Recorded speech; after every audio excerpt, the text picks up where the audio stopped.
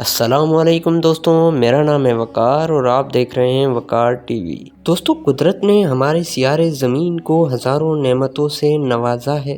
کہیں اس پہ جہاں بجاں بڑے بڑے دیو ہیکل پہاڑ کھڑے کر کے اس کے حسن کو چار چاند لگا دیے ہیں، تو کہیں ہزاروں میل لمبے سمندر پھیلا کر اس کی خوبصورتی میں اضافہ کر دیا ہے۔ کئی انواع اقسام کے درختوں سے مزین جنگلات اگا کر اس دھرتی کو سرسبز کر دیا، تو کہیں اسے صحراؤں، نخلستانوں اور ریگستانوں میں لپیٹ کر ہزاروں میل تک پھیلا دیا۔ اس حوالے سے دیکھا جائے تو پاکستان کا شمار دنیا کے ان چند خوش نصیب ممالک میں ہوتا ہے جہاں یہ نعمتیں پوری آب و تاب کے ساتھ موجود ہیں۔ سمندر، پہاڑ، دریا، جنگلات اور صحراؤں جیسی دولت نے اس خطۂ زمین کو انتہائی اہمیت کا حامل بنا دیا ہے، اور آج کی اس ویڈیو میں ہم آپ کو پاکستان کی انہی نعمتوں میں سے ایک نعمت یعنی پاکستان کے چند بڑے صحراؤں کے بارے میں بتائیں گے۔ تو شروع کرتے ہیں اپنا کاؤنٹ ڈاؤن۔ سبسکرائب کریں وقار ٹی وی اور بیل آئیکن کو پریس کریں تاکہ ہر آنے والی ویڈیو آپ سب سے پہلے دیکھ سکیں۔ دوستو، پاکستان میں 4 بڑے صحرا موجود ہیں جو پاکستان کے تقریباً 10% رقبے پر پھیلے ہوئے ہیں۔ ان صحراؤں میں چولستان، صحرائے تھر، صحرائے تھل اور صحرائے کھاران شامل ہیں۔ چولستان۔ دوستو، چولستان لفظ ترکی کے لفظ چول سے لیا گیا ہے جس کی معنی ہے ریت۔ چولستان کو مقامی زبان میں روہی کے نام سے بھی پکارا جاتا ہے۔ چولستان پاکستان کے صوبے پنجاب میں بھاول نگر، بھاولپور اور ضلع رحیم یار خان کے وسیع رقبے پر پھیلا ہوا ایک بہت بڑا صحرا ہے۔ صحرائے چولستان جنوب میں پاکستان کے سب سے بڑے صحرا تھر سے جا کے ملتا ہے۔ چولستان اور تھر کا زیادہ تر حصہ بھارت کے رقبے میں آتا ہے۔ دوستو، چولستان کی تاریخ کی بات کی جائے تو کہا جاتا ہے کہ ہزاروں سال قبل چولستان ایک سرسبز و شاداب علاقہ تھا۔ 4000 قبل مسیح دریائے ہاکڑا کے کنارے تہذیب ہاکڑا شروع ہوئی۔ یہ تہذیب 1200 قبل مسیح تک پوری آب و تاب کے ساتھ موجود رہی، کیونکہ اس وقت دریائے ہاکڑا اپنے راستے پر رواں تھا۔ تقریباً 600 قبل مسیح میں دریائے ہاکڑا کا پانی آہستہ آہستہ کم ہوتے ہوئے ختم ہو گیا اور یہ عظیم تہذیب اپنے انجام کو جا پہنچی۔ ماہرین آثار قدیمہ کے مطابق ایک وقت چولستان میں 3 قطاروں میں 400 قلعے موجود تھے، اور کچھ قلعے تو 1000 قبل مسیح قدیم تھے۔ انہی قلعوں میں چولستان کا مشہور و معروف قلعہ ڈیراول بھی شامل ہے، جسے دراوڑ بھی کہا جاتا ہے۔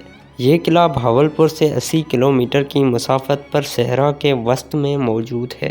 اس قلعے میں ایک سرنگ بھی موجود ہے جس کے بارے میں کہا جاتا ہے کہ اپنے عروج کے زمانے میں یہ سرنگ دلی تک جاتی تھی، لیکن اس بات کی تصدیق نہیں ہو سکی۔ چولستان کے زیریں علاقے کو ہاکڑا کہا جاتا ہے۔ اس علاقے کے ٹیلوں کی بلندی 200 فٹ تک ہوتی ہے۔ چولستان میں پانی کی ہمیشہ قلت رہتی ہے۔ یہ صحرا اب خشک سالی کا مستقل مسکن ہے۔ پانی کو ترستے ہوئے 2 لاکھ انسانوں کے لیے اس صحرا میں 1700 ٹوبے موجود ہیں، جو بارش کے بعد پانی ذخیرہ کرنے کا واحد اور اہم ذریعہ ہے۔ چولستانی معیشت کا انحصار زیادہ تر گائے، بکریوں اور بھیڑوں پر ہے۔ دوستو، چولستان میں ہر سال ایک جیپ ریلی بھی منعقد ہوتی ہے۔ صحرائے تھر۔ اب دوستو ہم بات کریں گے صحرائے تھر کی۔ صحرائے تھر کراچی سے تقریباً 400 کلومیٹر کی مسافت پر موجود ہے۔ یہ پاکستان کا سب سے بڑا جبکہ دنیا کا 16واں بڑا صحرا سمجھا جاتا ہے۔ اس کے ساتھ ساتھ یہ دنیا کا 9واں گرم ترین صحرا بھی ہے۔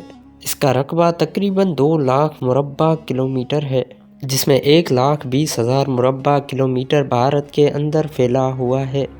یہ صحرا دی گریٹ انڈین ڈیزرٹ بھی کہلاتا ہے۔ صحرائے تھر پاکستان کی جنوب مشرق اور بھارت کی شمال مغربی سرحد پر واقع ہے۔ اس کی 350 کلومیٹر تک کی سرحد ہمسایہ ملک بھارت سے ملتی ہے۔ کہا جاتا ہے کہ ہزاروں سال پہلے تھر کا علاقہ سمندر کے نیچے تھا، پھر موسمیاتی بدلاؤ کی وجہ سے سمندر پیچھے ہٹتا گیا اور بارش کی کمی اور دیگر اسباب نے مل کر اسے ایک ویران اور سنسان نخلستان میں بدل دیا۔ اس صحرا میں تاریخی مساجد، مندر، گرینائٹ کے پہاڑ، نمک کی جھیلیں اور زیر زمین کوئلے کے وسیع ذخائر موجود ہیں۔ نباتات اور حیوانات سے مزینی خطہ اپنی خوبصورتی میں منفرد مقام کا حامل ہے۔ تھر میں نگر پارکر مٹھی، اسلام کوٹ اور چھاچروں کو خاص مقام حاصل ہے اور اس میں تقریباً 16 لاکھ افراد بستے ہیں۔ یہاں کی مقامی آبادی جھونپڑوں میں رہتی ہے جن کو چونٹرا بھی کہا جاتا ہے۔ تھر کے مسلمانوں اور ہندوؤں کی جھونپڑیاں شکل میں ایک دوسرے سے مختلف ہوتی ہیں۔ تھر میں موسم چوماسا کو خاص مقام حاصل ہے۔ یہ موسم 4 مہینے رہتا ہے اور اس کی برسات میں ہر طرف سبزہ ہی سبزہ نظر آتا ہے۔ یہاں کی زراعت میں کالا تل، سفید تل، گوارا، مکئی، جوار، ٹماٹر، پیاز اور گاجر کی کاشت بھی ہوتی ہے۔ اس کے علاوہ بغیر کھاد کے بھی فصلیں کاشت کی جاتی ہیں۔ مور، تلور، تیتر اور ہرن جیسے خوبصورت جانور تھر کا حصہ ہیں، مگر پانی کی کمی اور غیر قانونی شکار کی وجہ سے یہ دن بدن کم ہوتے جا رہے ہیں۔ صحرائے تھر میں زہریلے قسم کے سانپوں کی کثرت ہے اور ان سانپوں کے کاٹنے کی وجہ سے تھر کے باسی تڑپ تڑپ کر جان دے دیتے ہیں۔ صحرائے تھل دوستو، صحرائے تھل پنجاب کے ایک صحرا کا نام ہے جسے کسی زمانے میں دوابہ سندھ گاگر کہا جاتا تھا۔ یہ صحرا پوٹھوہار کوہ نمک کے جنوب میں دریائے جہلم اور دریائے سندھ کے درمیان میاں والی، جنگ، بکر، خوشاب اور مظفر گڑھ کے علاقوں پر مشتمل ہے۔ صحرائے تھل کی لمبائی 190 میل اور چوڑائی زیادہ سے زیادہ 70 کلومیٹر ہے۔ خوشاب سے میاں والی کے جنوب کا سارا علاقہ صحرائے تھل پر مشتمل ہے۔ دریائے سندھ سے نکالے جانے والی نہر علاقے کو سیراب کرتی ہے جسے ریت کے ڈھیلے اب سرسبز کھیتوں میں بدلتے جا رہے ہیں، لیکن اس سے علاقے کا صحرائی پن ختم ہوتا جا رہا ہے۔ اس کے علاوہ یہاں گریٹر تھل کینال کا منصوبہ بھی مکمل کیا گیا ہے جسے تھل کی زمین سیراب ہوتی ہے۔ گریٹر تھر کینال کا خیال پہلی مرتبہ انگریز دور میں پیش کیا گیا۔ یہ منصوبہ اس کے بعد بھی کئی بار زیر بحث آیا۔ پاکستان بننے کے بعد executive committee of national economic council میں یہ معاملہ 1970 میں بھی پیش ہوا مگر پذیرائی حاصل نہ کر سکا۔ بالآخر 16 اگست 2001 کو اس وقت کے صدر جنرل مشرف نے 30 ارب روپے اس منصوبے کے لیے مختص کیے اور اس منصوبے کو پایۂ تکمیل تک پہنچایا۔ دوستو، تھل ایک زرعی علاقہ ہے جس میں گندم، جوار، گوار، باجرہ، سرسوں، کالے چنے اور سفید چنوں جیسی فصلیں پیدا ہوتی ہیں اور یہ سوغات ملک بھر میں مشہور ہیں۔ تھل کی بنیادی زبان سرائیکی ہے لیکن کچھ جگہوں پر لہجے کے بدلاؤ کی وجہ سے اسے تھلوچی بھی کہا جاتا ہے۔ تھل کے ثقافتی میلوں میں نورپور تھل کا میلہ، میلہ بابا سیدن شاہ، میلہ پیر شاہ سویر اور ماڑی شاہ سویر میلہ قابل ذکر ہے۔ ان میلوں میں آج بھی لوگ ذوق و شوق سے جاتے ہیں اور لطف اٹھاتے ہیں۔ صحرائے کھاران دوستو، صحرائے کھاران شمال مشرقی بلوچستان میں موجود ہے۔ اسے عام طور پر ریت کے صحرا سے بھی یاد کیا جاتا ہے۔ یہ خطہ بنیادی طور پر خشک اور بھوری بھوری ریت پر مشتمل ہے جو تا حد نظر تک پھیلی ہوئی ہے۔ رقبے کے لحاظ سے اس کا تخمینہ 20,000 مربع کلومیٹر سے زیادہ لگایا جاتا ہے۔ صحرائے کھاران ایک ریتلا اور پہاڑی صحرا ہے، اس لیے اس کی زمین آپاشی کا نظام نہ ہونے کی وجہ سے زراعت کے قابل نہیں ہے اور یہاں کوئی فصل نہیں اگائی جا سکتی۔ دوستو، کھاران کے حوالے سے یہ بات قابل ذکر ہے کہ سکندر اعظم جب راجہ پورس کو شکست سے 2-4 کر کے واپس آ رہا تھا تو اس نے کھاران کا ہی راستہ چنا تھا۔ یہ صحرا پاکستان کے دوسرے جوہری تجربے کا مقام بھی ہے۔ پاکستان نے 30 مئی 1998 کو یہاں اس مقام پر ایٹمی تجربہ بھی کیا تھا۔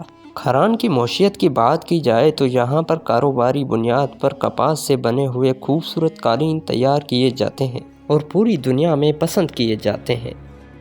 تو دوستوں، آج کی میری یہ ویڈیو آپ لوگوں کو کیسی لگی کمنٹ سیکشن میں ضرور بتائیں۔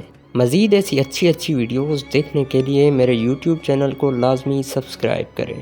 تو ملتے ہیں دوبارہ کسی نیو ویڈیو کے ساتھ، تب تک اللہ حافظ۔